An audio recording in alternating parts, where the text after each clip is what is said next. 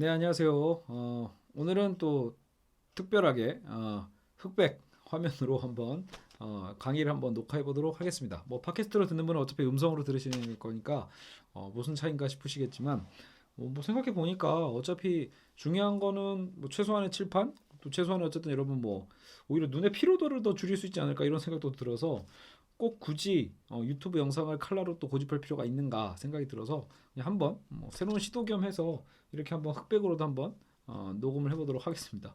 오늘 우리가 다룰 강의 내용은요, C.S. 루이스의 바로 기적입니다. 그래서 C.S. 루이스의 이제 이 기독교와 종교편을 다뤄볼 겁니다. 오늘 단어는 좀 분량이 좀 있기 때문에요, 있다고 했나? 그것도 중요한 내용이기도 해요. 그래서 기독교와 종교,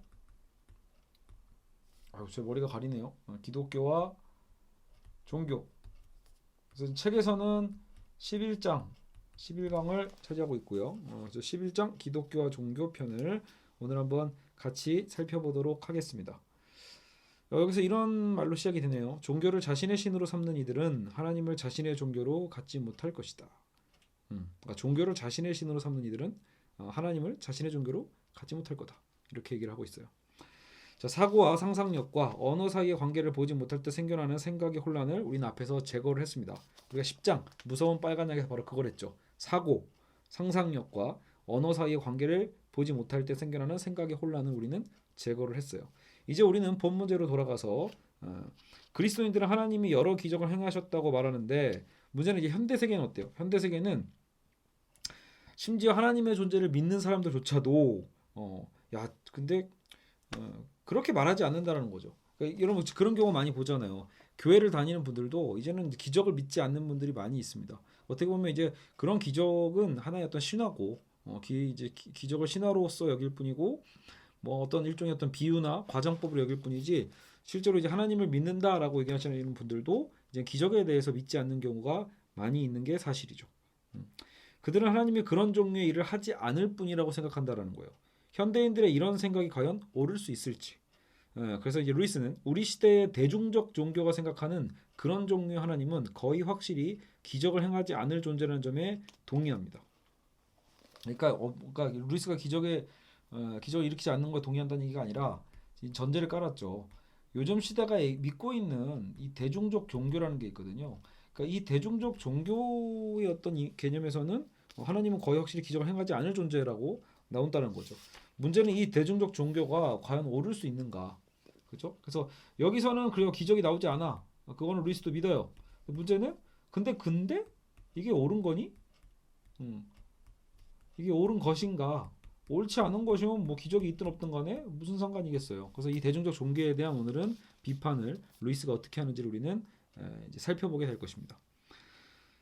자, 그래서 루이스가 일부러 종교라는 말로 써서 기독교와 지금 구분을 하고 있는 거예요. 어쨌든 지금 오늘의 포인트는 이거죠. 우리가 일상적으로 종교라고 말하는 것과 기독교를 구분함으로써 분명히 거리를 두는 거예요. 보통 우리가 이제 기독교를 비판할 때 종교라는 큰 범주 안에서 기독교를 비판하잖아요. 근데 이제 루이스는 그것을 구분하고 있다. 기독교를 옹호할 때 우리가 끊임없이 부딪히는 반대는 바로 보다 상대의 어떤 무종교, 그러니까 무신론의 어떤 비판도 물론 있지만 무종교 때문이 아니라 그들이 실제 가진 종교에서 비롯된다라고 루이스는 얘기합니다. 그러니까 오히려 이 대중적 종교성이 되려 더 기독교에 대한 비판과 핍박을 하게 된다라는 거예요. 그래서 강력한 비판은 오히려 여기서 나온다. 아름다움이나 진리나 선에 대해서 또는 그런 것 안에 내재하는 원리로서의 하나님에 대해서 아니면 만물 속에 침투해 있는 어떤 거대한 영적 힘으로서 혹은 우리 모두가 그 일부인 어떤 공동의 정신으로서 혹은 우리 모두가 흘러나오는 원천인 어떤 막연한 영성의 모습으로서의 하나님에 대해 한번 말해 보십시오. 그러니까 어쨌든 우리가 실제로 최근에 현대에서 하나님을 믿는다, 신을 믿는다고 할 때는 보통 우리 이렇게 생각한다라는 거예요. 어떤 저 아름다움 혹은 저 선의 내재적 원리, 거대한 영적 힘, 어떤 공동의 우리 형성한 어떤 정신, 어떤 영성의 어떤 개념들, 그러니까 이런 것들을 생각해 보면 뚜렷한 목적을 갖고 특정한 행동을 수행하시는 하나님, 어떤 일을 하되 또 어떤 일을 하지 않는 하나님, 즉 대중적 종교 안의 성격을 지금 나열한 거예요, 사실은요. 뭔가 내재성. 제가 이제 21세기 신학에서 얘기했던 주로 어떤 그 내재적 측면에 대한 하나님이 바로 이런 부분이겠죠. 내재적인 것, 즉 어떤 영적인 힘, 예. 영성, 뭐 어쨌든 거대한 어떤 공동 정신 이런 개념으로 하나님을 범주할 때가 있거든요. 루이스는 지금 그래서 그걸 비판하고 있는 거예요. 어떻게 보면요. 정작 이거와 대응해서 기독교는 뭐예요? 추상적이지 않아요. 상당히 구체적이고 분명히 어떤 구체적 행동을 하시는 하나님입니다. 예. 그래서 뚜렷한 목적을 갖고 특정한 행동을 수행하는 하나님. 우린 그거를 상상해 보라라는 거예요. 보통 그걸 우리가 거부하거든요. 하나님은 실제로 뭐 그렇게 하신 게 아니라 그렇게 비유한 거지 뭐 이렇게 생각한단 말이죠. 구체적이고 무언가 선택하고 명령하고 구체적으로 금지하시는 하나님에 대해 언급해 보라라는 거예요. 그럼 분위기가 어때요? 싸해진다라는 거죠. 쟤 왜 저래? 뭐 이런 거예요. 냉랭해질 거다. 사람들은 당황하거나 화를 냅니다. 이런 분위기에 대해서. 그러한 개념이 뭐처럼 보이죠? 이런 구체적이고 뭔가 명령하시고 말씀하시는 하나님에 대한 것 그렇게 뭔가 그런 걸 도입하면 너무 원시적이고 촌스럽다, 미개하다 이런 생각을 갖게 되거든요. 심지어 불경하다고까지 이렇게 생각하게 된다는 거죠. 뭔가 좀 촌스러워. 야, 지금 시대에 뭐 이렇게 주님이 하셨어, 뭐 이렇게 뭐 하는 거 있잖아요. 근데 이제 루이스는 이제 그 얘기를 우리가 분명히 기독교는 그걸 믿는 종교라는 거거든요. 그래서 대중적 종교, 일반적으로 사람들이 얘기하는 대중적 종교가 기적을 배제하는 건 기독교의 살아계신 하나님을 배제하는 것이고 행하지 않는 그런 종류 하나님을 믿기 때문에 그렇다라는 거예요. 이런 대중적 종교는 대략 범신론을 분류할 수 있다. 그래서 오늘의 포인트는 어떻게 보면 결국은 뭐예요? 범신론과의 싸움이라고 볼 수 있는 거예요. 아까 우리가 얘기했던 그 모든 것들이 사실은 내재적 하나님, 내재적 신에 대한 어떤 종교성에 대한 건 범신론으로 묶어볼 수 있다라는 거예요. 한편으로는 저도 고민하는 부분이기도 합니다. 저도 이제 뭐 이런 철학과 신학에 대한 가교에 대한 고민을 하면서 많은 또 책들을 보고 고민을 하다 보면 의외로 제 이제 구체적인 어떤 신앙생활 속에서 진짜 하나님이 살아계시고 살아계신다는 것도 믿어져. 근데 문제는 과연 구체적으로 나에게 임재하고 계시는가? 제가 사실은 제 둘째 딸 이름이 하임이란 말이에요. 하임. 하나님의 임재라는 것을 따서 이름을 제가 지었거든요. 그만큼 저에게는 제 또 그 방송이 뭐예요? 신 앞에 홀로잖아요. 코람데오. 하나님 앞에 서 있는 것. 즉 저에게는 그 구체성이 굉장히 중요하다라고 생각해서 어떻게 보면 시작을 한 건데 정작 요즘의 삶은 그렇지 않은 부분이 굉장히 많아요. 코가 간질간질해서 기침이 막 나올 것 같아서 그래요. 그러니까 저도 어떻게 보면 이제는 너무 많은 것들을 정말 어때요?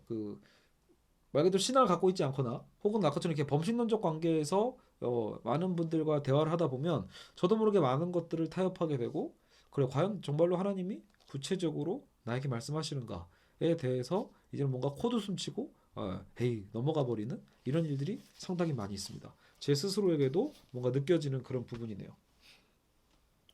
자, 그래서 이제 우리는 범신론에 대해서 알아봐야 됩니다. 범신론은 무엇인가? 범신론은 다분히 공상적 억측의 기초를 두고 있다고 말씀드리는 것이 좋겠다 이렇게 얘기하고 있는데 자, 이 억측에 따르면 처음에 인간은 자연현상을 설명하기에 영들을 발견했다. 그러니까 메커니즘이 있는 거예요. 범신론에서 뭔가 단계성이 있는데 어떻게 보면 범신론은 왜 생겼을까? 어떤 인류 최초의 어떤 이런 원시 시대를 생각해 본다면 뭔가 이 자연현상을 이해할 수 없죠. 자연현상을 이해할 수 없다 보니까 자연현상을 이해하기 위해서 어떤 영의 존재, 영들에 대한 어떤 스피릿에 대한 개념을 뭔가 찾아냈을 거란 말이에요. 발명해냈을 거라는 거예요. 말 그대로. 직접 구체적으로 경험한 게 아니라 뭔가 우리가 만들어내는 거죠. 어떤 영적 존재에 대해서. 그러다가 우리가 계몽이 되죠. 계몽의 단계를 거치게 되면 영들은 점점 덜 인간 같은 모습으로. 그러니까 초기에는 뭔가 인간적 모습으로 영이 등장했겠지만 나중에는 이제 그 모습조차도 점점 추상화되는 거예요. 그 영의 모습이 구체적인 어떤 모습을 처음에 띄었다가 이제 점점점 추상화되는 거죠. 그래서 덜 신인 동형적이다. 신인 동형. 그러니까 신과 인간이 되게 같은 비슷한 이미지일 거다라고 생각하는 게 아니라 정말 이제 계몽의 시대가 지나가면서 점점점 모호해지는 거예요. 예. 그렇게 갈 거다. 그러다 보니까 인간적 외향, 인간적 감정, 인간의 성격 이런 것들은 다 떨어져 나가고 결국은 추상적 관념으로 남는다는 거죠. 추상적 관념. 그래서 보니까 어떻게 보면 신의 어떤 지성, 신의 어떤 영성, 뭐 이런 것들만 강조되게 된다라는 거예요. 이런 식으로 하나님은 나름의 분명한 성격을 가진 특정 존재물이 아니라 그저 특정 측면에서 바라본 어떤 거대한 전체, 모호한 전체가 돼버리는 거죠. 인간 영혼의 모든 선이 무한까지 뻗어나가게 될 경우 결국 만나게 되는 건 어떤 이론적인 점이 되어버린다. 점으로 수렴되는 거죠.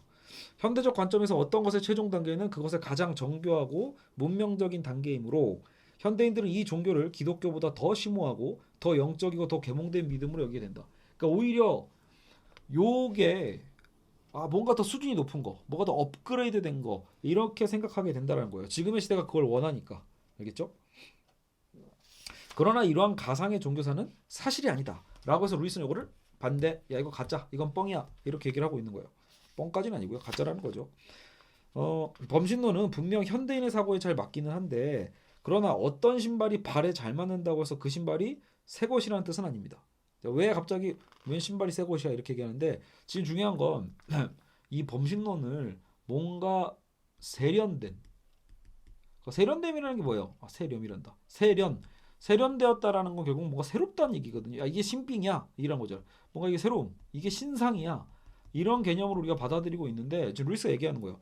야, 우리 발에 잘 맞으면 그게 그렇다고 해서 그게 무조건 새 신발이니? 이렇게 비유를 지금 하고 있는 거죠. 그러니까 그렇지 않다라는 거예요. 지금 시대에 그저 잘 맞을 뿐이지 그렇다고 그게 새 거는 아니야 이거죠. 범신론이 우리 사고에 잘 맞는 건 오히려, 정말 여러분 오히려입니다. 인류의 오랜 계몽 과정 끝에 최종 단계여서가 아니라, 그러니까 최신이어서 여러분 우리가 범신론이 끌리는 게 아니라는 거예요. 최신 이론이고 세련돼 가지고 뭔가 끌리는 게 아니라 오히려 인류의 역사만큼 가장 오래된 생각이니까 요 시대, 원시 시대부터 함께했던 우리의 원시 신앙과 함께했던 가장 오래되고 오히려 익숙한 거예요. 익숙함. 여러분 우리가 샤머니즘 알잖아요. 항상 우리가 뭐만 하면 뭐 운동선수도 징크스라고 하지만 엄밀하게 얘기하면 그 안에 뭔가 내재적 신성화를 만들어내는 거거든요. 팬티를 뭐 일주일간 빨지 않으면서 나는 운동을 뛰어야지만 우승한다. 나는 양말을 한 달간 세탁하지 않고 해야지만 그 승리하더라. 이게 뭐예요? 다 그게 범신론이라고 볼 수 있는 거죠.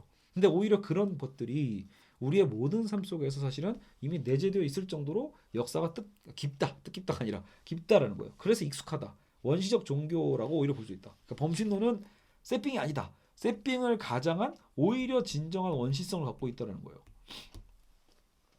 한 원시 종족의 신인 전체에 퍼져 있는 어떤 영으로 해석되는 거죠. 인도에서 범신론은 태고 쪽부터 있어온 사상을 얘기하고, 그죠? 그러니까 여러분 범신론이 실제로 서구사에서도 언제 없어졌냐면 플라톤과 아리스토텔레스의 사상, 이게 이제 철학의 시대잖아요. 그때를 넘어서야 문명이 최고 절정에 이르설 때 이제 그때 어떻게 보면 범신론을 벗어난다고 합니다. 현대 유럽은, 그러니까 어떻게 보면 물론 여기서 이 얘기를 하네요. 그때 다시 또 나중에 그 윤리적인 스토아학파로 넘어가잖아요. 스토아학파에서 다시 거대한 범신론적 사상으로 퇴보했고, 현대 유럽은 기독교 지배적 영향 아래 있을 때 범신론을 피할 수 있었다. 그래서 현대 유럽의 어떤 서구사가 결국은 기독교로 넘어오게 되면서 범신론에서 벗어나게 된 거죠. 그때 유일신론이니까요. 그렇죠? 그래서 역사는 왔다 갔다 했다라는 거예요. 범신론으로 갔다가 다시 유일신론, 기독교로 가게 되는 거죠. 여러분 근데 보통 범신론 하면 또 철학사에서 누가 떠오르냐면 근대 철학에서는 가장 대표적인 게 스피노자입니다. 그래서 또 오늘날 현대 철학자들이 스피노자를 되게 좋아해요. 왜냐하면 확실히 제가 그때 종종 수업 때 얘기하지만 여러분 유일신론이라는 건 결국은 절대적인 하나잖아요. only one, 그죠? 그러니까 그 원에 대한 개념은 절대적이라는 거고, 그것은 현대 사회에서는 독단적이라는 뜻이기도 하거든요. 다양성과 다원성을 중시하는 시대에서 심지어 뭐 바디우도 진리 자체를 하나라고 보게 되는 어떤 다중적인 어떤 진리 개념으로 보잖아요. 그런 것처럼 어떤 이렇게 기독교 유일신 개념은 요즘 시대에서 통용되기 참 어렵거든요. 그러다 보니까 오히려 근대 사상 때 범신론을 어찌 보면 용기 있게 얘기했던 스피노자에 대해서 재평가가 되고, 요즘 스피노자는 굉장히 영웅처럼 영웅시되는 측면이 있습니다. 자, 그래서 스피노자 등 범신론으로 다시 되돌아왔고, 헤겔에 이르러서 범신론은 고등교육을 받은 모든 이의 공통 철학이 됐다 해서 범신론이 헤겔 때는 정말 강력해졌다고 보는 것입니다. 여러분 헤겔이 또 은근히 스피노자를 많이 차용하거든요. 여러분 헤겔하면 뭐 절대 정신 있잖아요. 절대 정신. 이것도 굉장히 모호한 개념이거든요. 구체적 하나님이 아니에요. 절대 정신에 대한 또 이성, 절대적 이성에 대한 개념으로 얘기를 하니까요.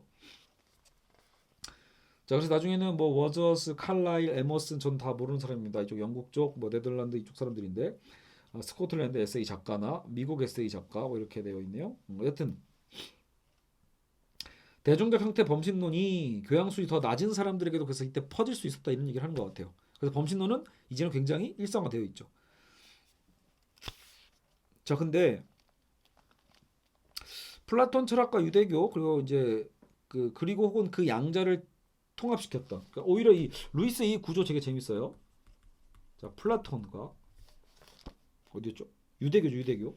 그러니까 이 플라톤과 유대교는 플라톤도 이데아론이기 때문에 아까처럼 범신론을 넘어서고요. 유대교도 당연히 유의실론이니까 범신을 넘어서는데 이거의 일종의 종합을 루이스는 또 기독교라고 보고 있어요. 여러분 이게 또 틀린 말이 아닌 게 아우구스티누스가 교부신학자로서 플라톤의 신플라톤주의를 또 받아들이고 또 어떤 기본의 유대교의 어떤 신학을 당연히 접목했기 때문에 기독교의 어쨌든 이 교리가 나름대로 정립이 되는 것처럼 아마 루이스도 이 기독교는 결국은 이 플라톤과 유대교의 일종의 어떤 종합 이런 식으로 얘기를 하고 있어요. 근데 어쨌든 이들만이 범신론을 물리칠 수 있다라고 얘기했어요. 역사적으로 그게 증명되고 있다라는 거예요. 범신론은 인간 정신을 가만 내버려 둘 경우 자동적으로 그러니까 빠져드는 거다라고 보는 거예요.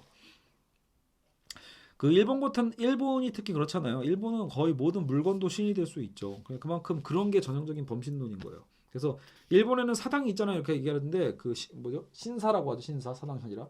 근데 그 신사라고 할 때도 그 신사에는 그게 다 신이에요. 모든 게 다 신을 모실 수 있거든요. 그렇기 때문에 완전한 범신론적인 국가라고도 볼 수 있죠. 근데 그게 한편으로는 루이스는 오히려 그게 되려 원시적인 거다. 그냥 내비두면 자연스럽게 인간은 범신론으로 간다. 그리고 뭐 샤머니즘으로 빠진다. 이렇게 볼 수 있는 거예요. 그러니까 오히려 유의실론이야말로 한편으로는 범신론적인 어떤 그런 자석처럼 끌어당기는 그 힘에서 벗어나는 힘이라고 볼 수 있겠습니다. 현대 철학은 해결을 거부했고 현대 과학은 종교에 전혀 우호적이지 않게 된 건 사실이에요. 그러니까 해결이 아까 범신론을 얘기하긴 했지만 그러다 보니까 이제 현대 철학은 어쨌든 해결을 또 넘어서고 있거든요. 그리고 현대 과학은 또 어때요? 종교에 대해서 시니컬하죠. 그들 모두 결국 범신론을 향한 인간 정신의 성향을 막기에는 그래도 그럼에도 불구하고 무력하다라는 거예요. 예. 그러니까 현대 철학이나 뭐 현대 과학이 범신론이라는 얘기는 아니지만 그렇다고 그들이 범신론의 인간 정신의 어떤 그 성향은 계속 흘러가잖아요. 예. 그러니까 타로점 같은 거 없어지지 않듯이 모든 우리는 무언가 믿고 싶어하죠. 범신론은 고대 인도나 고대 로마에서처럼 오늘날도 강력한 세를 펼치고 있다. 어떤 그런 어떤 생명력, 어떤 숭배, 생명의 어떤 숭배나 어떤 혹은 뭐 민족 정기 이런 것들에 대해서 숭배하거나 이런 게 다 범신론이라고 보는 거예요. 근데 참으로 아이러니한 건 이러한 태고 쪽 종교로의 태보가 늘 그때마다 마치 새로운 것처럼 자꾸 느껴진다는 거예요. 야 이번에 이런 뭔가 새로운 어떤 신흥 종교가 나왔는데 새로운 어떤 요즘 종교적 흐름이 있는데 알고 보면 다 루이스가 보기엔 범신론에 가깝다 이렇게 보고 있는 겁니다. 이와 유사한 선천적 성향의 예를 이게 종교와 사뭇 다른 영역의 사고에서도 찾아볼 수 있습니다. 인간은 실증적 증거를 갖기 수세기 전부터 이미 원자의 존재를 믿었다. 원자 뭐예요? 데모크리토스의 원자론 있죠. 아톰. 그죠? 아톰의 존재를 우리는 믿어왔다. 분명 인간 정신에게 그것은 자연스러운 일이었을 거다. 왜냐면 뭔가 쪼개면 뭔가 알갱이가 있지 않을까. 가장 근본적인 무엇이 있지 않을까라는 어떤 자연스러운 사고죠. 그래서 원자는 보통 우리 머릿속에 뭘 생각해요? 야 원자는 기본적으로 작고 탄탄하고 구슬 같은 걸 거야. 이렇게 생각하지 않나요? 그죠? 그러니까 그게 우리의 기본적 상상이잖아요. 원자는 그렇게 생겼을 거야라고 생각하는 거예요. 근데 기본적으로 이건 어디서 상상이 됐냐면 우리가 뭔가 모래나 소금 알갱이에서 유추한 거예요. 어떻게 보면 그렇게 만들어진 개념이다라는 거죠. 근데 문제는 뭐예요? 우리는 지금 원자에 대해서 더 많은 것을 알고 있는 시대를 살고 있잖아요. 현대 물리학에서.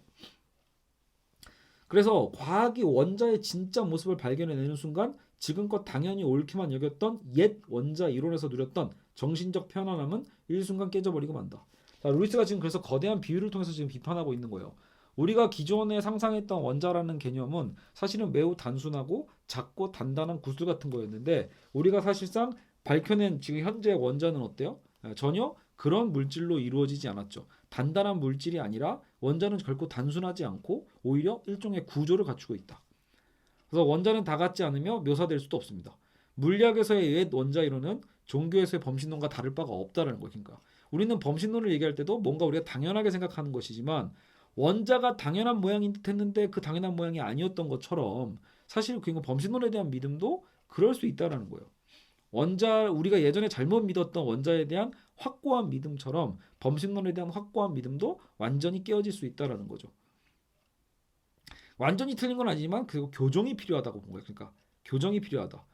기독교 신학이나 양자 물리학은 둘 다 이러한 첫 번째 추측성 이론들과 비교하면 어렵고 복잡하다라는 것. 그러니까 이 기존에 있었던 원자 물리학을 깨는 게 양자 물리학인데 여러분 어때요? 양자 물리학으로 가면서 쉬워지나요? 단순해지나요? 아니죠.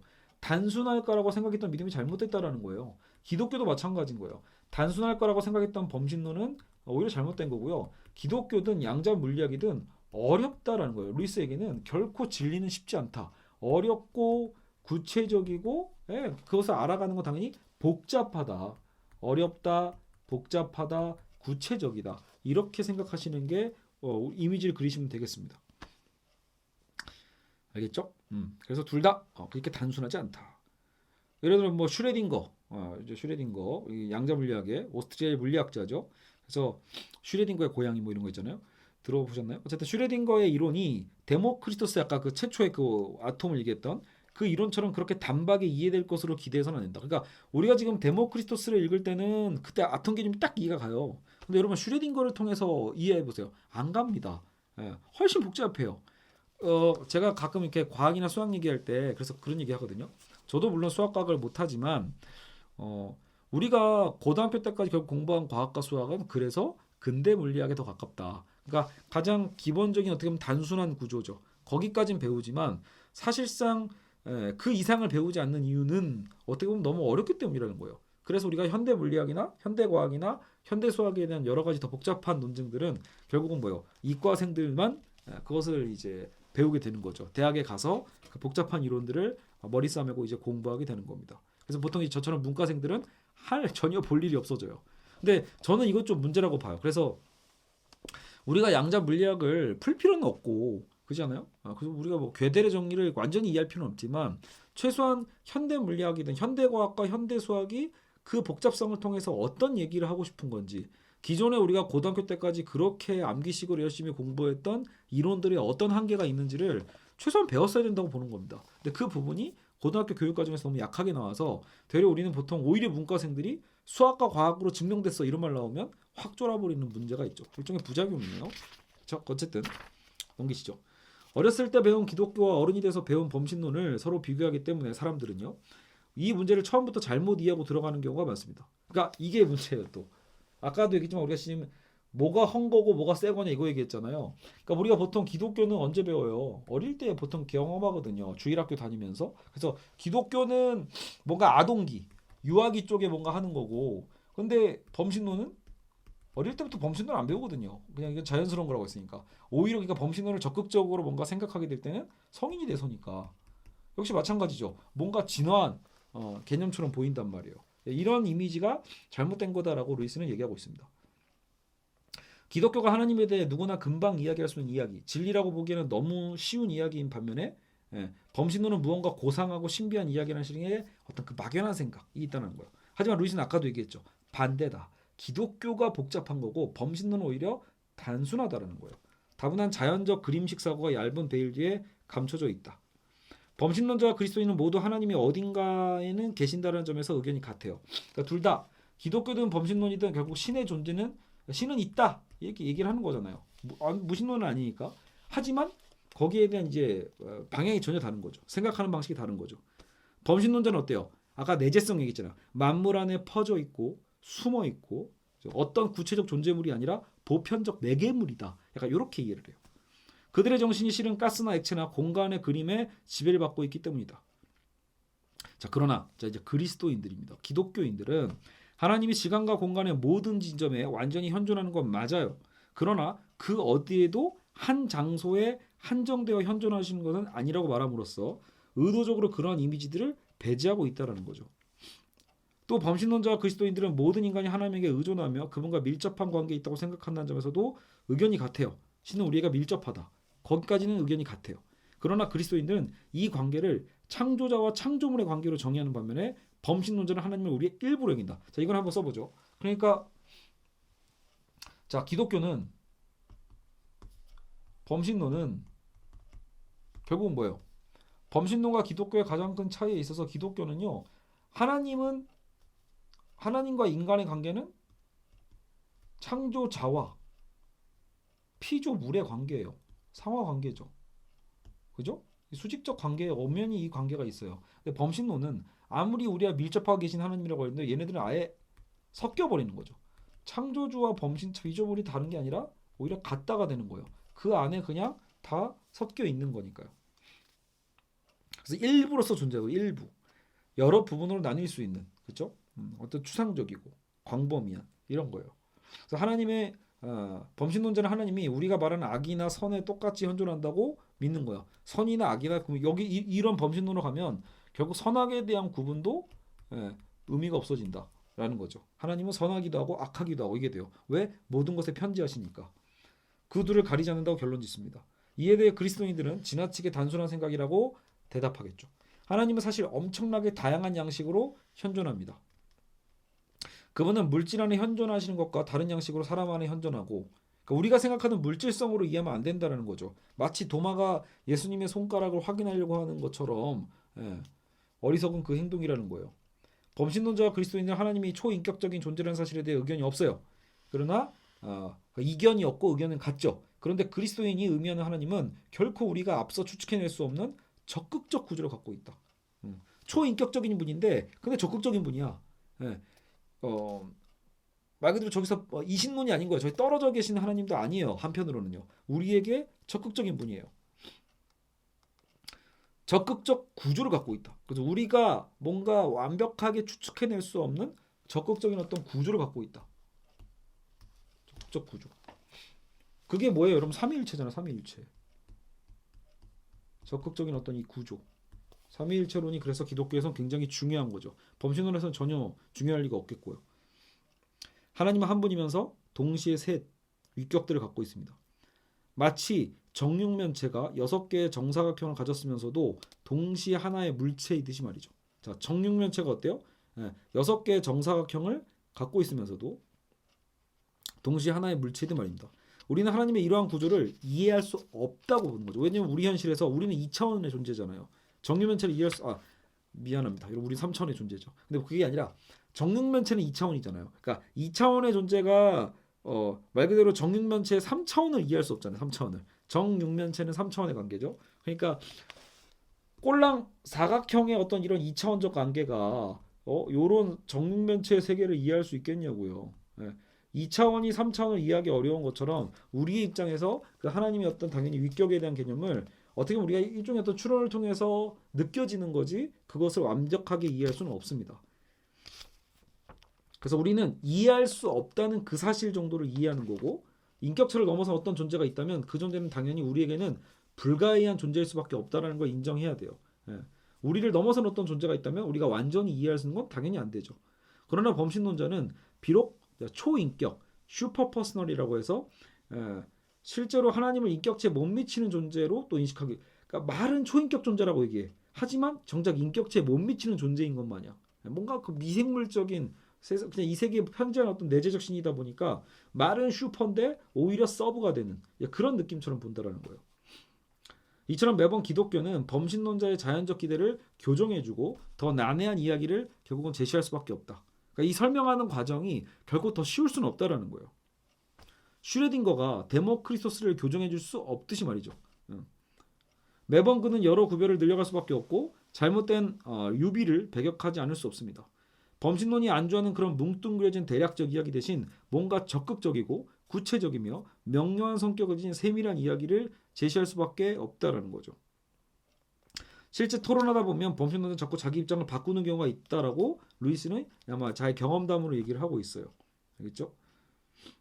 그러니까 처음에는 우리 뭐 기독교인이죠. 처음에는 기독교인 보고 너무 유치하다, 단순하다 이렇게 얘기해놓고 나중에는 또 기독교인이 만약에 기독론, 삼위일체 이런 얘기하다 보면 너무 복잡하다, 현학적이다 또 이렇게 비판한다라는 거죠. 대중적 종교 입장에서 보면 루이스는 다시 한번 강조합니다. 기독교는 까다롭고 어렵고 복잡한 존재입니다. 진리는 결코 쉽지 않다라는 얘기를 루이스는 계속 강조하고 있어요. 물론 이렇게 까다롭게 군다는 것 자체가 기독교의 옳음을 증명해 주는 건 역시 아니다라고 루이스는 얘기합니다. 까다롭다고 해서 물론 옳은 건 아니야 이거죠. 그러나 만일 기독교가 진리라면 기독교는 이렇게 까다롭게 굴 수밖에 없을 겁니다. 저 홀로 터덕한 음악적 감각을 고수하고 싶어하는 사람에게 진짜 음악가는 까다로운 존재일 수밖에 없듯이 말이죠.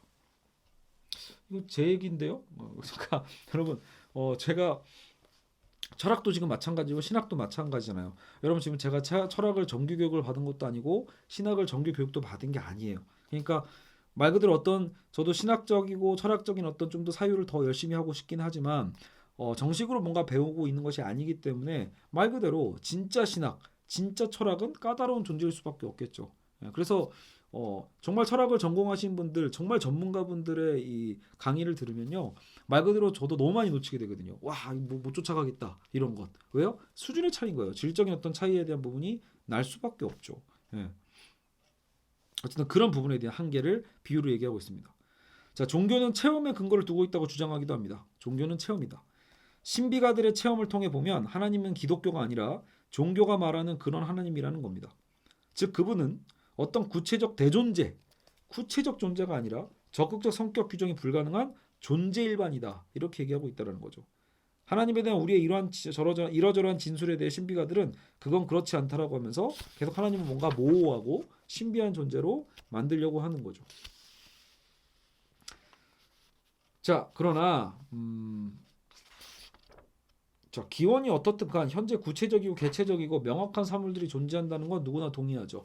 구체적인 어떤 사물들이 존재한다는 걸 우리가 동의하듯이 연인, 샌드위치, 파인애플, 혜성 뭐 다 범주에 전혀 연관성은 없는데 다 어쨌든 물질이잖아요. 존재하고 있는 사물들이잖아요.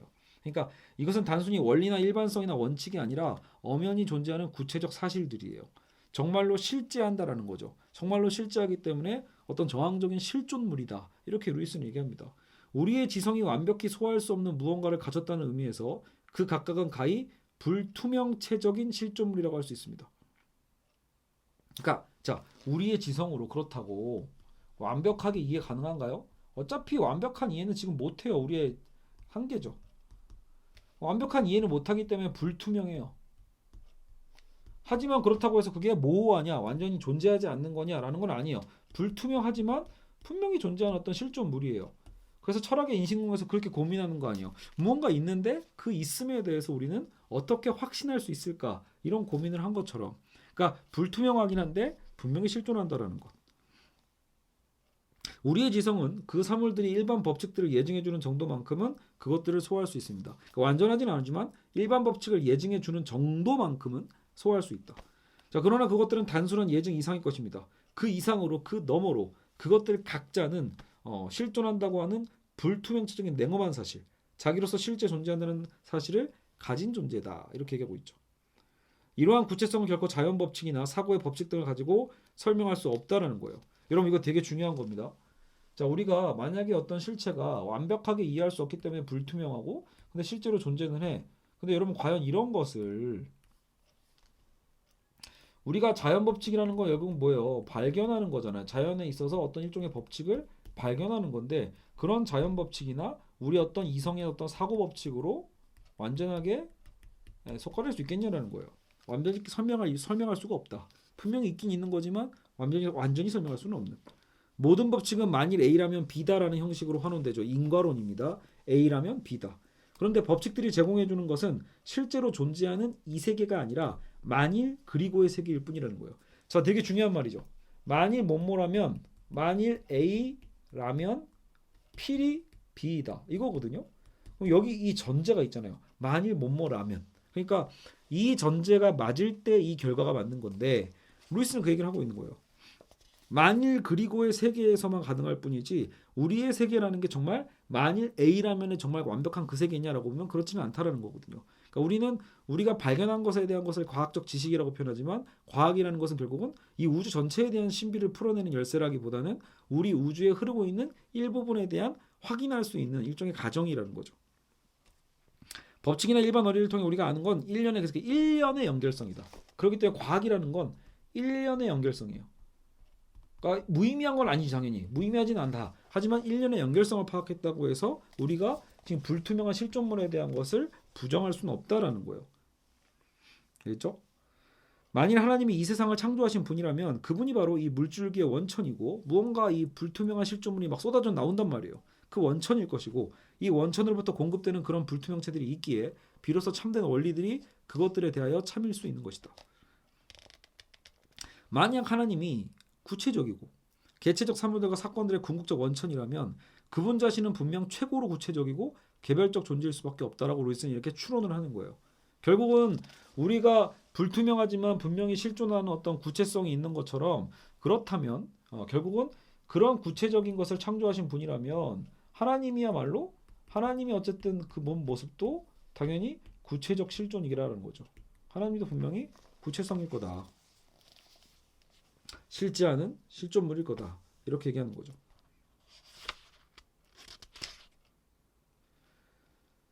자, 그래서 기원이 존재 구체 개별적 존재라면 어떤 것도 당연히 그렇게 추론할 수밖에 없고 추상적이고 일반적인 무엇이 저홀로 구체적 실제는 나올 수 없다라고 하는 거예요.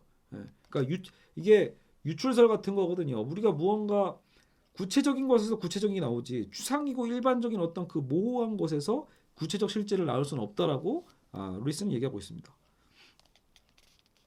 우리가 제가 요즘 저도 소득 신고한다고 이제 세무사 알아보고 이제 막 또 세금 신고하는데 그걸 복식부기라고 하잖아요. 그 장부 적을 때 여러분 돈 오늘 제가 막 오늘은 얼마를 벌었어 이렇게 쓴다고 해서 진짜 그 돈이 나오나요? 제가 오늘 만약에 오늘 하루에 1억을 벌었어라고 설령 제가 그 부기 장부에다가 이렇게 부기를 한다고 해서 1억이라는 돈이 생기는 게 아닌 거잖아요. 그러니까 설령 그 계산이 맞다고 해서 현실의 그 실제가 맞는 건 아니거든요. 알겠죠? 혹은 시의 운율이라는 거 저 홀로는 결코 시를 만들어낼 수 없다. 수입이 존재하려면 부기에는 다른 무엇 진짜 돈이 필요한 거고 시가 존재하려면 운율에는 다른 그 무엇 시인이 공급하는 진짜 단어들이 있을 때 운율이 존재하는 거죠. 단어가 없는데 어떻게 운율이 있어요. 그죠? 뭔가가 정말로 존재하려면 그래서 그 원천은 어떤 원리나 일반성일 수 없고 어떤 이상이나 가치일 수는 없고 오히려 구체적일 수밖에 없다. 사실 여러분 되게 단순한 걸 굉장히 구체적으로 지금 루이스도 오히려 얘기하고 있는 거예요. 그죠? 그만큼 우리를 지금 설득하고 있는 거죠. 일반 종교성과 범신론에서 빠져나오는 게 기적을 이해하는 데 있어서 매우 중요하기 때문입니다. 자, 화이트헤드라는 이제 학자가 있죠. 화이트헤드 교수가 말하듯 하나님에게 무분별한 형이상학적 찬사를 바치지 않도록 유의하자. 그러니까 모호하게 하나님을 찬사하는 것을 조심할 필요가 있다는 거예요. 우리는 흔히 우리는 무한한 하나님, 전능한 하나님 이렇게 얘기하잖아요. 그 자체는 절대 틀린 말이 아니에요. 하지만 무한한 하나님이라는 그 단어가 오히려 하나님을 오히려 모호하게 만들고 진짜로 뭔가 막연하게 만드는 개념으로서의 무한이라면 그때는 오히려 그것은 잘못된 표현이 될 수 있다는 거죠. 차라리 그럴 바에는 그 단어를 버려라. 루이스는 얘기한 겁니다. 차라리 우리가 하나님 아버지라고 하는 이유는 뭐겠어요? 뭔가 구체성을 살리기 위해서 그 하나님 아버지의 사랑 이 개념으로서 나타나는 거잖아요. 그러니까 그런 표현들이 차라리 나을 수 있다는 거예요. 감히 하나님을 한 특정한 사물이라고 말하고 싶습니다. 루이스가 이제 그렇게 여기서 나중에 루이스가 되게 이런 말 함부로 하면 안 되는데 이런 생각하면서 심지어 하나님을 지금 사물이라고 표현하고 있어요. 너무 이상한 말이잖아. 하나님을 사물이라니. 그러니까 특정한 사물. 하나님을 어떤 특정한 사물이라고 왜냐하면 지금 이 논증을 피해가기 위해서는 이겨내기 위해서는 뭔가 이 개념을 우리가 알고 있을 필요가 있다라는 거예요. 사실 심지어 이렇게 표현할 수 하고 싶다라는 거예요. 왜? 하나님은 보편적 존재라고 아니니까 그분은 존재하는 유일한 사물이고 창조적 존재이기도 하죠. 다른 사물을 만드셨고 하지만 그분이 그 사물들은 아니잖아요. 하나님 만든 그 사물 그 자체는 아니죠. 그래서 그분은 보편적 존재가 아니라 그분이 그런 존재라면 창조물은 존재하지 못했을 거다. 그러니까 추상적이면 구체적이 못 나오니까 일반성 자체는 결코 어떤 것도 만들어내지 못한다. 그분은 절대적 존재이면서 더 정확하게는 유일한 절대적 존재인 거예요. 절대적인데 유일한 분이에요. 그분만이 독립적인 존재라는 의미에서 유일하고 독립적이면 여러분 어때요? 그건 구체적 존재죠. 그분은 의로운 거지 무도덕하지 않다. 창조적이시지 비활동적이지 않다. 구약 성경은 이 점에 대해 놀랄만한 균형을 보여줍니다. 하나님은 나는 나다. I am 이라고 하잖아. I am who I am 이런 표현이 있죠. 그래서 나는 나다라고 표현하시는 분이거든요. 즉 자존의 신비를 선포하는 분이다. 나는 나다. 그러나 또 그러면서도 나는 주다. 너 주인이라는 거죠. 이런 어떤 성격. 궁극적 사실 이런 성격을 가진 존재다라고 말씀하시면서 그런 주님을 알라고 또 말을 합니다. 루이스가 지금 바로잡고자 하는 결국 오류는 뭡니까? 이 세상에서 가장 진지하고 존경할 만한 오류 중 하나다라는 것. 그래서 하나님이 한 특정한 사물이라는 루이스의 말은 자칫 하나님의 본질과 다른 사물들의 본질 사이 그분의 실존 양식과 다른 사람들의 실존 양식 사이에 있는 무궁한 차이를 무시하는 말처럼 들릴 수 있기 때문에 루이스도 되게 조심스럽게 얘기하는 거예요. 특정한 저 사물이라는 표현을. 그럼에도 불구하고 균형을 잡기 위해서 이렇게 말을 덧붙이지 않을 수 없다. 원자로부터 천사장에 이르기까지 모든 파생적 존재의 실존은 그들의 창조자와 비교할 때 실상은 거의 없는 것과 진배 없다는 것. 자, 모든 파생적 존재의 실존이라는 건 그들의 창조자와 비교한다면 사실 거의 없는 것과 다름없다. 그들은 실존 원리를 자기 안에 갖고 있지 못하기 때문이에요. 우리는 그 실존의 원리는 어디에 있다? 하나님에게 있겠죠. 그들의 본질은 그들이 존재한다는 사실과 서로 구분될 수 있습니다. 그들에 대한 정의나 개념은 그들의 실존 여부와 상관없이 얼마든지 이해되고 형성될 수 있습니다. 실존은 그들에 대한 개념에 덧붙여진 일종의 불투명체적인 부가물이다. 실존이라는 것은. 그러나 하나님의 경우는 다르죠. 우리가 정말 하나님의 본질을 제대로 이해했다면 그분의 실존에 의문의 여지가 있을 수 없다는 것을 이해할 수밖에 없습니다. 그분은 모든 불투명체적인 실존의 중심이고, 아까 불투명체적 실존의 중심이 그분이고 충분히 충만하게 존재하는 유일한 것이고 사실성의 원천이기 때문입니다. 그런데 그분은 창조를 행했습니다. 우리는 그분을 어떤 의미에서 한 특정한 사물들 중에 하나로 말하지 않을 수가 없다라는 거예요. 그 사실성 때문에. 알겠죠? 실존으로 가득 흘러넘치시는 분이시기에 하나님은 실존을 나눠줄 수 있는 것이다. 루이스는 단언컨대 얘기합니다. 보통 우주에서는 무에서 시작했다고 얘기하는 경우도 종종 있는데 아무것도 존재하지 않았던 때는 없었음이 분명하다라고 루이스는 얘기합니다. 무가 존재했다면 지금도 아무것도 존재하지 않을 것이기 때문입니다. 정말로 무가 존재한다면 지금도 아무것도 존재하지 않을 거다. 루이스는 이렇게 생각하고 있는 거죠. 그러니까 우리는 뭔가 아무것도 없는 어떤 무에서 무언가가 유가 나올 수 있을까? 루이스는 이게 지금 불가능하다는 거예요. 무에서 유는 나오지 못한다라고 확신을 하고 있습니다. 존재한다는 건 뭐니까요? 적극적인 무언가, something이거든요. 적극적인 무언가라는 것, 어떤 특정 모양이나 구조를 가진다는 게 존재입니다. 저것이 아닌 이것이라는 의미고요. 이것과 저것이 모호한 것이 아니라 늘 존재해왔던 사물인 하나님에게는 늘 고유한 적극적 성격이 있었고요. 그러므로 영원토록 하나님에 대한 어떤 진술은 옳고 또 어떤 진술은 틀린 것일 수밖에 없습니다. 우리는 우리 자신과 자연이 실존한다고 하는 이 단순한 사실을 통해 이미 어느 정도는 옳은 진술들을 알고 있습니다. 자, 그렇다면 왜 신비가들은 하나님을 늘 그런 식으로 얘기할까요? 왜 많은 사람들이 한사코 하나님은 기독교 신학이 말하듯이 구체적이고 살아있고 의지를 갖고 행동하시는 하나님이라고 주장하지 않을까요? 그죠? 그럴 수 없다라고. 하나님은 그럴 수 없어 라고 하는 이유는 대체 뭘까요? 루이스가 생각하는 이유는 어떤 그 인간의 모습을 어렴풋이 포착한 어떤 신비가 조개, 이거 되게 이상한 비유이네요. 여러분 그 조개 있죠? 바다에만 붙어있는 조개. 그 어렴풋이 인간의 모습을, 자 여러분 조개가 인간의 모습을 포착했다고 칩시다. 조개와 인간은 완전히 다른 존재잖아요.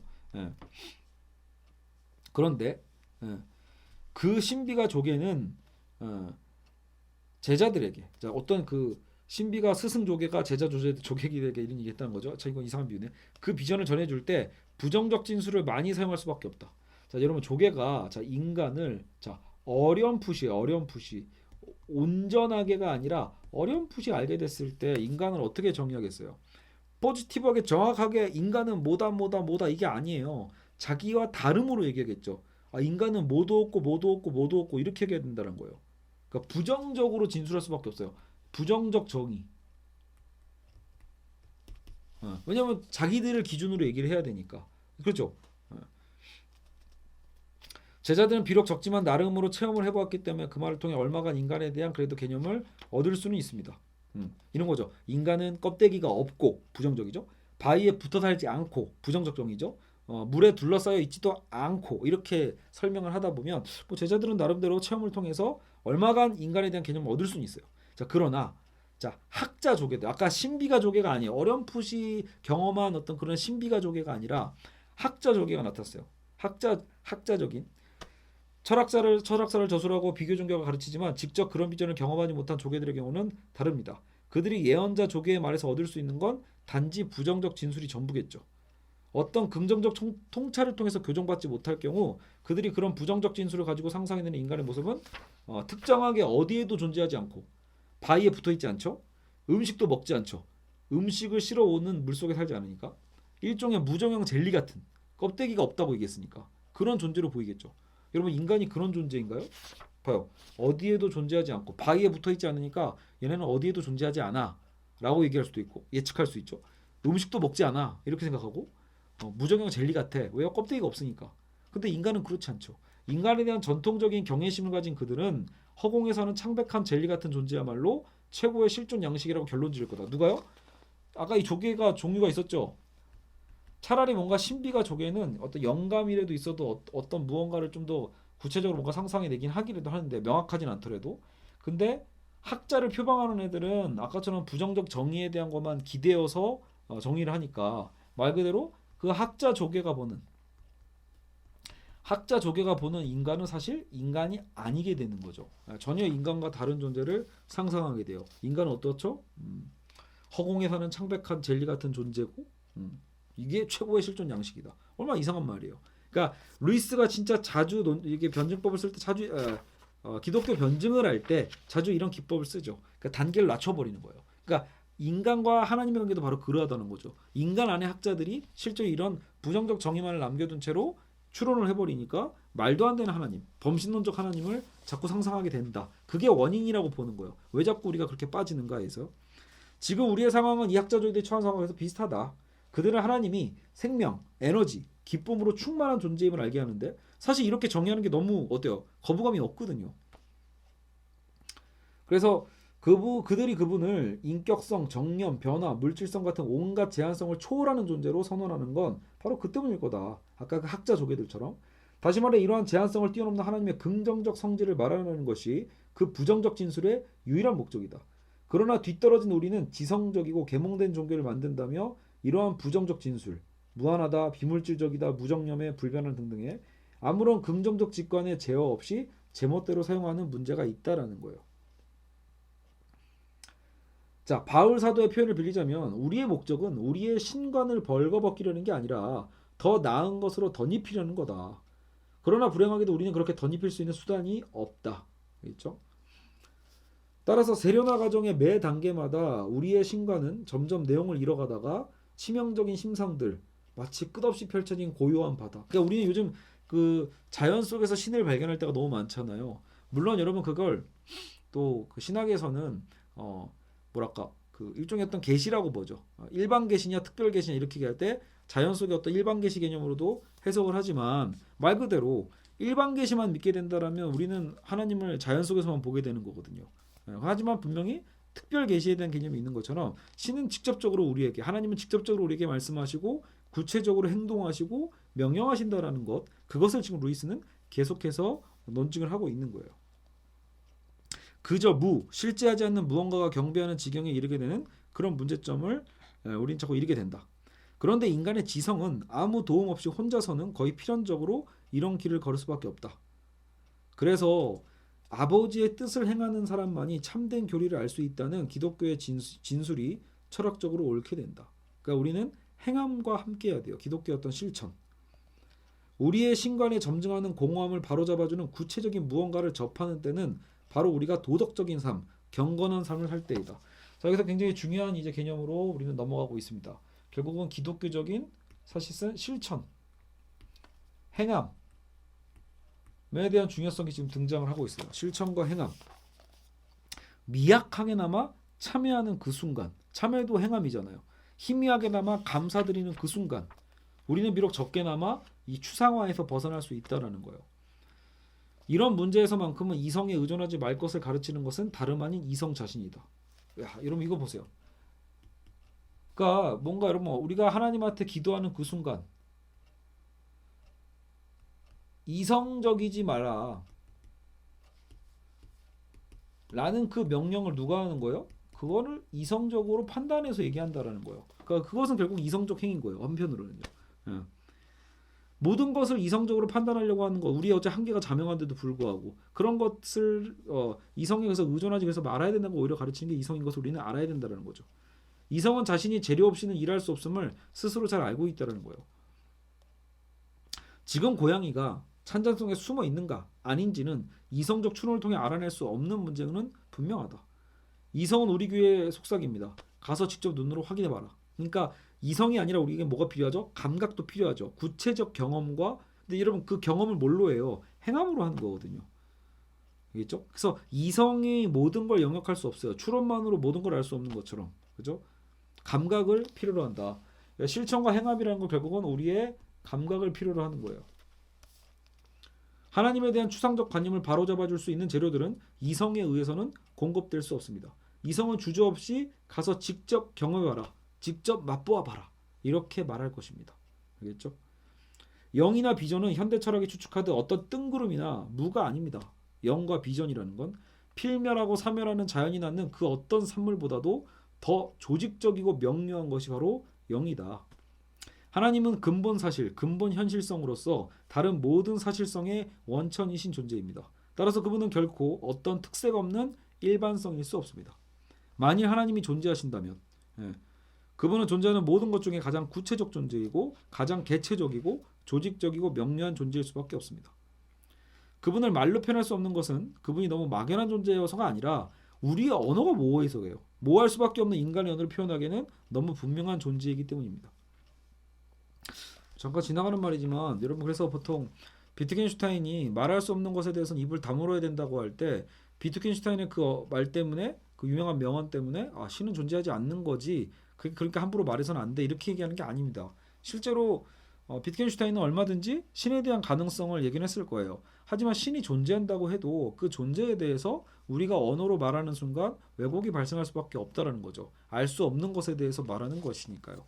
그러니까 결국은 신학이라는 건 그 한계성의 경계선에서 아슬아슬한 변증법적인 줄타기일지도 몰라요. 근데 이제 초기 비트겐슈타인은 그것을 되게 냉정하게 끊어버린 거고요. 그만큼 우리 언어의 한계는 분명히 우리는 인지를 하고 있어야 됩니다. 우리 이성의 한계는 인지하고 있어야 됩니다. 자, 따라서 비신체적이니 비인격적이니 하는 말은 우리를 오도할 수 있습니다. 왜냐하면 그런 표현에는 우리에게 있는 어떤 실제가 그분에게는 결여되어 있음을 암시하기 때문입니다. 그러니까 그런 말보단 그분을 그러니까 이런 비신체라는 말보단 아이고 안 보이죠? 글씨가 더 엉망이죠. 그래서 자, 여러분 비신체라는 말보다는 차라리 초신체적이다라고 말하는 게 더 오해의 소지를 줄일 수 있고 비인격이다라는 말보다 초인격이라는 말이 더 의미가 있을 수 있다라는 거예요. 우리가 아는 바로서의 우리의 몸과 인격성은 실은 부정적 존재들입니다. 그것들은 긍정적 존재가 일시적이고 유한한 형식으로 나타날 수 있기 위해 충분히 희석되고서 남은 것들이 어떻게 보면 우리의 몸과 인격성인 거예요. 우리의 섹슈얼리티, 우리의 성도 하나님 안에 그 부단하고 불강력적인 창조적 기쁨이 하나의 단조로 조응김된 것으로 여겨져야 됩니다. 그러니까 진정한 우리는 온전한 것들이 아니긴 하죠. 문법적으로는 그분에 대해 하는 말들이 그래서 우리는 은유적인 거죠. 완전히 알 수 없기 때문에 우리는 그래서 은유적으로 표현할 수밖에 없죠. 하지만 더 깊은 의미에서는 우리의 육체적 정신적 에너지들이 참 생명이신 하나님의 결국은 은유들이다. 생물학적인 아들됨은 말하자면 신적인 아들됨이라는 입체물이 평면 위에 개괄적으로 표현된 것이다. 그러니까 아까 3차원적인 입체가 2차원적인 평면으로 표현되는 것. 그게 뭔가 신적인 아들됨, 생물학적 아들됨이라는 건 신적 아들됨의 그런 모습이라는 거죠. 지난 장에서 논의된 바 있는 이미지 문제를 새로운 시각으로 우리는 볼 수 있게 해줍니다. 우리에게 종교적 이미지들이 보존해주는 것은 다름 아니라 하나님의 적극적이고 구체적인 실제에 대한 인정이기 때문입니다. 자, 종교적 이미지들은 뭘 보존해준다? 하나님의 적극적이고 구체적인 실제에 대한 인정이다. 먹구름 속에서 천둥과 번개가 내리치고 산을 양처럼 꽁꽁충꽁충 뛰게 만드시고 위협하고 약속하시고 항변하시고 심지어 마음이 바뀌기까지 하시는 야훼 하나님이라는 구약 성경의 자, 여기 이 표현 조야하기 그지없는 그 그림들 추상적 사고에서는 증발해버리고 마는 하나님의 살아계심을 전달해 줍니다. 여러분 그래서 구약이 그래서 중요한 부분이 있는 거예요. 신약 성경의 많은 부분들 속에 물론 또 구체적인 예수님의 어떤 행적이 있지만 또 혹은 사도행전들이 있지만 한편으로는 신약에 대한 어떤 것을 너무 교리적으로 보다 보면 그 구체적 그림을 잃어버리거든요. 그래서 분명히 구약 성경의 많은 표현들은 지금의 시대에서 본다면 굉장히 조악해요. 조야하다라고 표현하는데 그럼에도 불구하고 거기서 우리는 하나님의 구체성을 느낄 수 있죠. 알겠죠? 그래서 우리가 그런 이미지들을 잘못된 이미지들은 거부하는 건 그것들이 너무 강렬하기 때문이 아니라 오히려 너무 약하기 때문이다. 그러니까 이런 거 있잖아요. 막 100개의 손이 달린 힌두교 우상 그죠? 그런 것들은 우리 시대의 종교가 빠뜨리고 있는 무언가를 가지고 있다. 우리가 그 우상을 거부하는 건 옳은 일이다. 왜냐하면 그 자체로서 힘숭배라는 불량하게 그지없는 미신을 부추기기 때문에. 그러니까 인도에 여러 가지 막 팔이 100개 달린 우상을 믿는 것은 잘못된 건 맞다라는 거죠. 근데 그럼에도 불구하고 그게 뭔가 전달해주는 이미지 있는 거예요. 그 구체성이 어떤 이미지를 전달해주잖아요. 그렇죠? 그러니까 구약 성경의 이미지 중에 우리가 거부해야 될 것이 분명히 있긴 있을 거예요. 하지만 그것을 거부하더라도 이유를 분명히 알고서 그렇게 해야 된다라는 거예요. 우리가 구약 성경의 그런 이미지들을 거부하는 건 그것들이 너무 강렬하기 때문이 아니라 오히려 너무 약하기 때문이다. 궁극적인 영적 실제는 그 이미지보다 더 모호하거나 투명한 게 아니라 되려 더 적극적이거나 역동적이고 불투명할 것입니다. 스피릿, 영과 혼, 소울을 혼동하는 것이 그간 만해를 끼쳐왔습니다. 그래서 영과 혼은 다르다라고 루이스는 선을 긋고 있어요. 우리가 흔히 스피릿이라고 얘기하는 것, 그리고 우리가 소울이라고 얘기하는 것, 그것은 구분해야 된다. 그림으로 묘사하자면 여러분 소울은 뭐예요? 혼령은 몽롱하고 흐릿한 거예요. 혼령이라는 건 왜냐면 반쪽 인간이기 때문에 육체가 있어야 비로소 온전한 창조물에게 한 가지 요소가 따로 창조물에게서 한 가지 요소가 따로 떨어져 나온 것. 그게 이제 소울이라는 거예요. 혼. 예. 그러니까 우리가 귀신 얘기할 때 혼 이렇게 이런 식으로 얘기하는 거죠. 근데 스피릿 영은 그런 게 아니라는 거예요. 그림으로 묘사하자면 정반대 방식이다. 자, 전통적인 상상에서 하나님은 심지어 신들도 전혀 환영스럽지 않았습니다. 심지어 죽은 사람들도 그리스도 안에서 영화롭게 될 경우 혼령이 아니라 성인이 된다. 세인트, 성인이 되죠. 지금도 우리는 혼령을 봤다는 말과 성인을 봤다는 말 사이에는 현격한 분위기 차이가 있다. 예. 전자는 혼령은 어때요? 뭔가 창백한 딱 전형적인 귀신이죠. 우리가 보는. 그렇죠? 근데 영을 봤다. 스피릿을 얘기할 때 우리가 뭔가 그거에 대해서는 단순히 그렇게 창백하고 모호한 그런 것보다는 오히려 찬란하게 어떤 빛나는 존재를 상상하잖아요.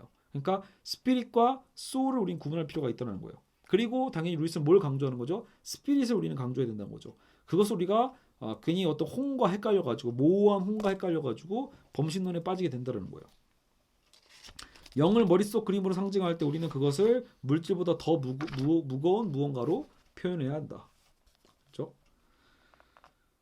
자, 어쨌든 그리스도의 비유의 말씀을 볼 때 그 사랑이나 선하심의 실제를 가능한 한 있는 그대로 인식해 보고자 한다면 하나님의 그런 도덕적 속성을 그저 양심성, 추상적 박애 정도로 해석하지 않도록 유의해야 됩니다. 여러분 정말로 얼마나 많이 기독교의 성경이 그죠? 오독되는지 우리는 알 수 있죠. 간디조차도 기독교를 하나의 예수 그리스도를 하나의 그냥 도덕적인 어떤 성인 정도로 봤잖아요. 근데 우리가 지금 말하는 건 스피릿의 어떤 세인트거든요. 단순히 올바른 행동을 하는 도덕 선생이 아닙니다. 그래서 양심이나 추상적 박애 정도로 우리는 하나님의 도덕성을 해석해서는 안 된다. 우리가 그런 실수를 풀게 범하는 건 하나님에게 정념이 있음을 자꾸 부정하는 것. 하나님에게는 열정, 패션이 있죠. 정념이라고 해서 표현하고 있는데 이 부정 자체를 정열적이지 않은 사랑은 무언가 결여된 사랑이라고 생각하기 때문이라는 거죠.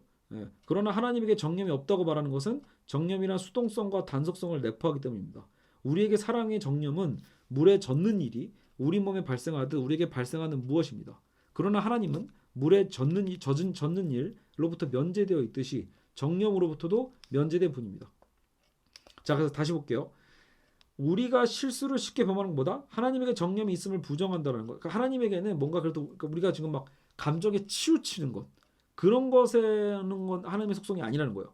하나님이 정념이 있다? 이걸 부정하는 것 자체는 틀리지 않았어. 하지만 정열적이지 않은 사랑은 뭔가 결여됐어. 이렇게 생각하는 게 잘못됐다는 거예요. 정열적이지 않은 사랑은 잘못됐어 라고 생각하는 거.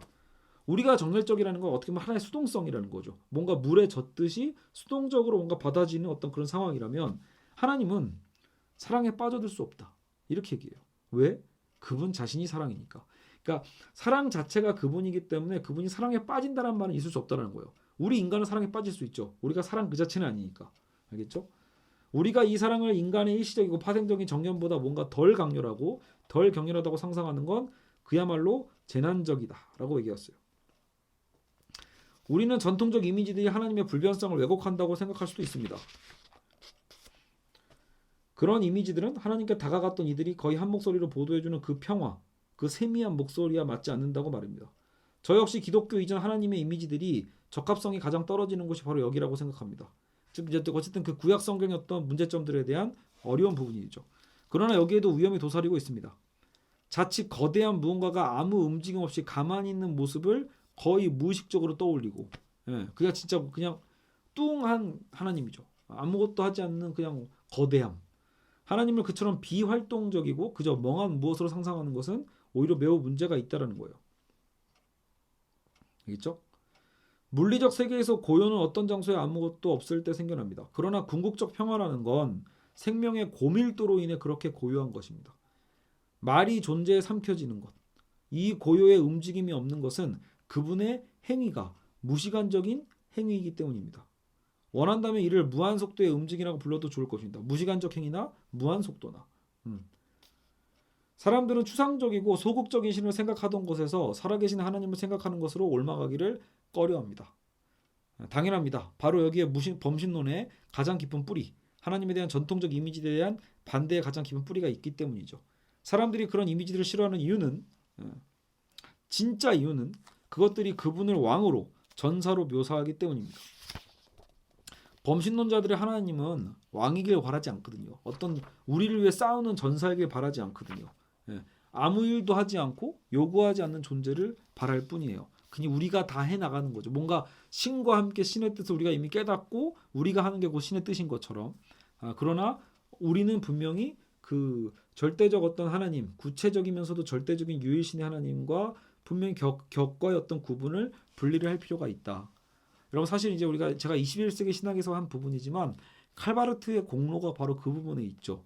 20세기 신학에서 가장 이런 신의 내재성에 대해서 이게 범신론적인 것이 굉장히 막 넘쳐날 때 그리고 칼바르트는 로마서 강해를 통해서 전적 타자로서의 하나님을 얘기하잖아요. 그래서 우리와 다른 그 하나님에 대한 것을 초기에 강조를 하고 나중에 이제 후반기에 화해의 어떤 하나님에 대한 모습을 통해서 뭔가 이제 칼바르트는 보완을 하는 거죠.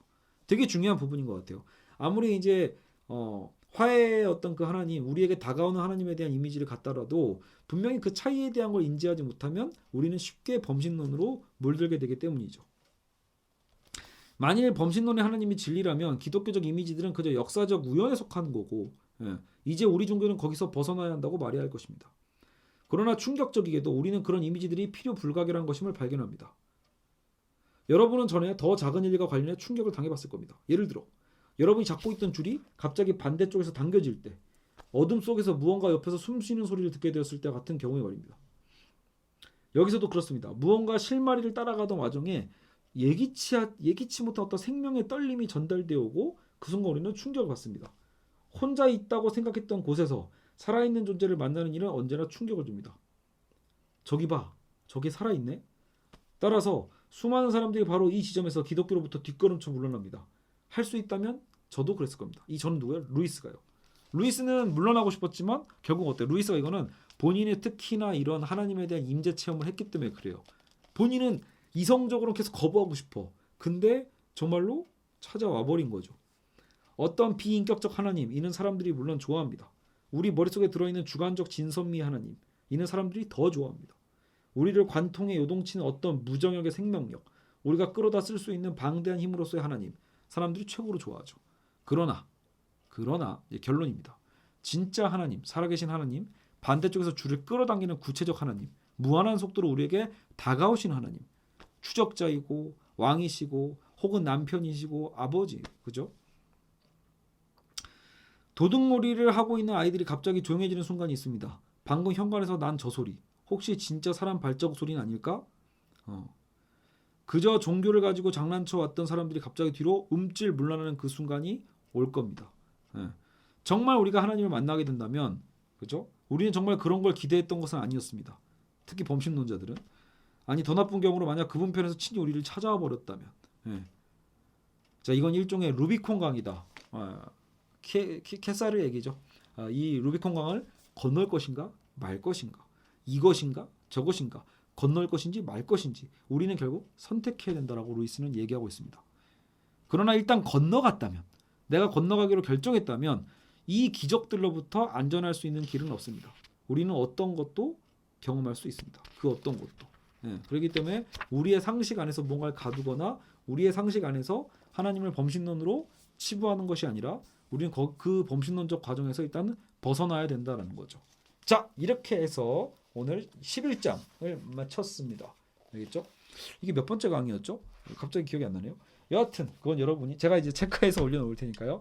이제 범신론까지 우리는 이제 걸러냈어요. 구분해냈고 이제 기적의 적합성이라는 이름으로 우리는 이제 12장을 다음 시간에 다루게 될 겁니다.